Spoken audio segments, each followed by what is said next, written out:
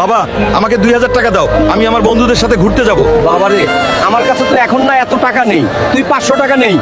কি বলছো তুমি? সারাদিন এত টাকার ডাব বিক্রি করো, তাও বলো 2000 টাকা নেই। বাবারে, ব্যবসা তো এখন আর আগের মতো নাই। তার মধ্যে এই চাঁদাবাজদের যেই উপদ্রব বেড়েছে, তাদেরকে টাকা দিতে দিতে এমনিতেই টাকা শেষ হয়ে যায়। আর তোর যদি আমার কথা বিশ্বাস না হয়, তাহলে আমি দুপুরের ভাত খেয়ে আসি, ততক্ষণ তুই এখানে ডাব বিক্রি কর, তাহলেই তো বুঝতে পারবি। ঠিক আছে, যাও যাও, এখন আমি ডাব বিক্রি করব, দেখবা তোমার থেকে কত টাকা বেশি বেচি আমি।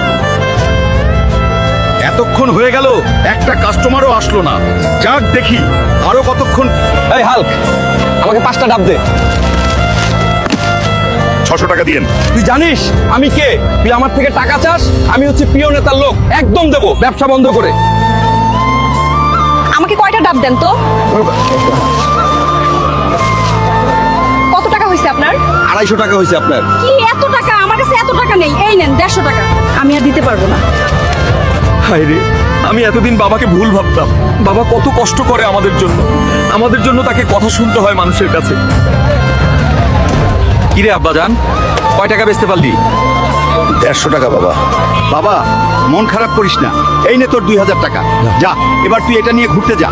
লাগবে না বাবা, আমি আজকে আমার ভুল বুঝতে পেরেছি, তুমি আমাকে ক্ষমা করে দিও। আমি আর কখনো তোমার কাছ থেকে এত টাকা চাবো না। বন্ধুরা, ভিডিওটি ভালো লাগলে একটি লাইক দিয়ে চ্যানেলটি সাবস্ক্রাইব করে শেয়ার করে দেন। আর যারা বাবাকে ভালোবাসেন তারা চ্যানেলটি